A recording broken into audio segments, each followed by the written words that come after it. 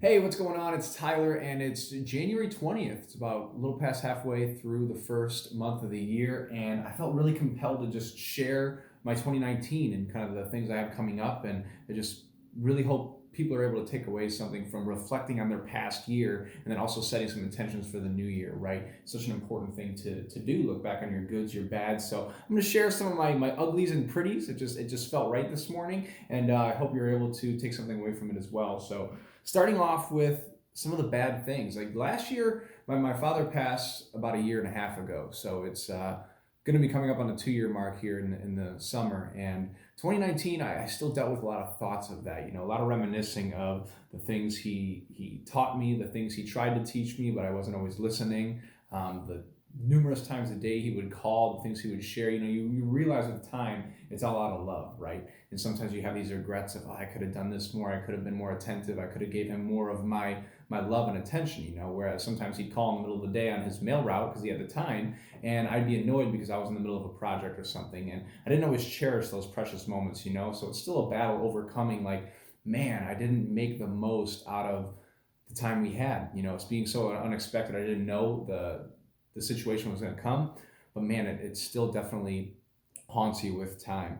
And another big thing that really haunts me as of 2019 is my life insurance story. So I invested in life insurance, it turns out.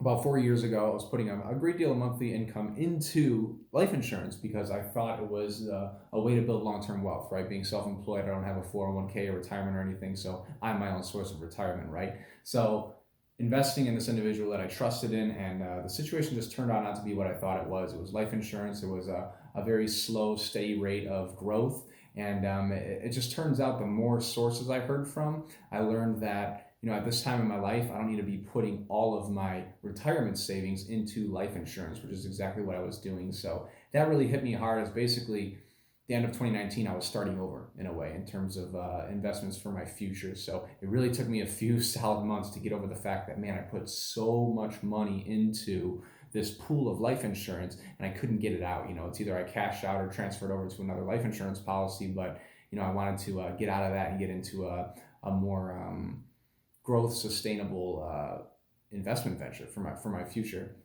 And then also just my work ethic, man. My work ethic was shit in 2019 a lot of the times. I did a lot of straight chilling.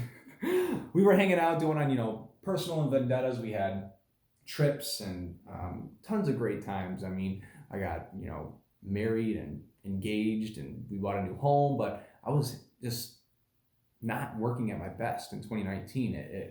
It caught up with me. You realize, like, okay, I'm young, I'm healthy, I'm mentally with it. I could be working a lot harder, right? But 2019 was kind of like a semi-retirement year. We had a ton of fun, and I don't regret a single bit of it. But by the end of the year, I really started to feel a little guilty. Like, man, I could be serving at such a higher level with what I'm doing in this world.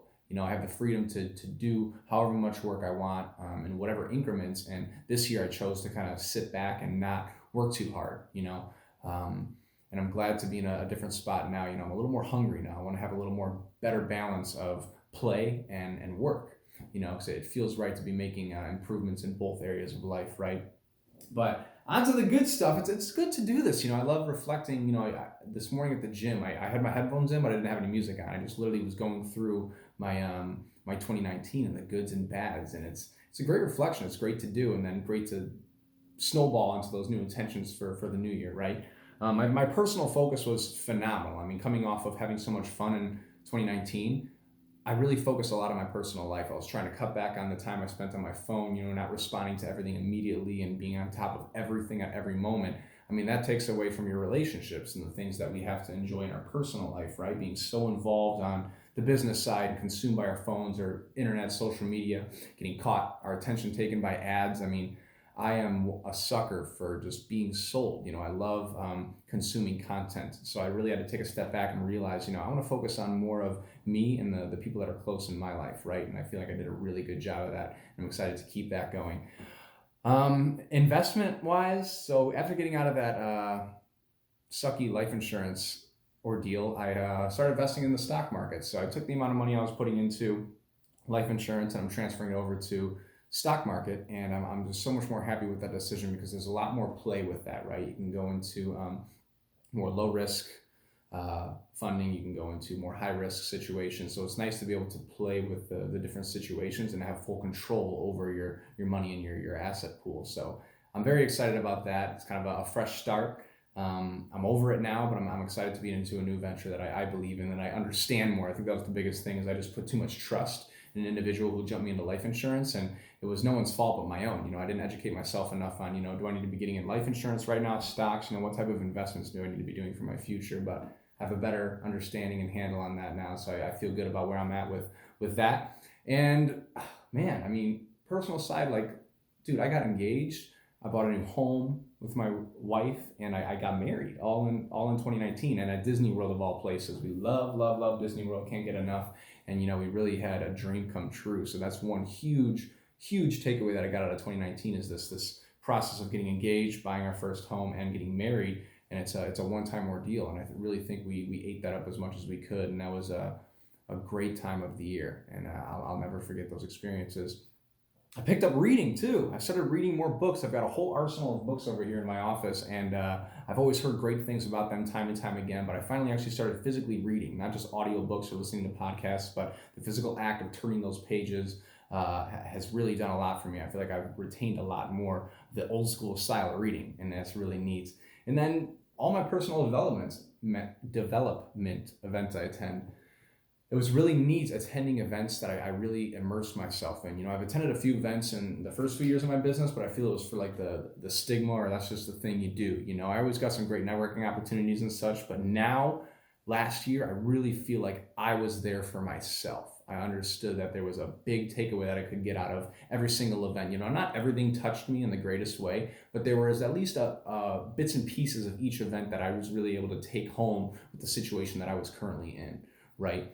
Some short events, some long. There was the Summit of Greatness. Unleash the Power Within was actually early 2018.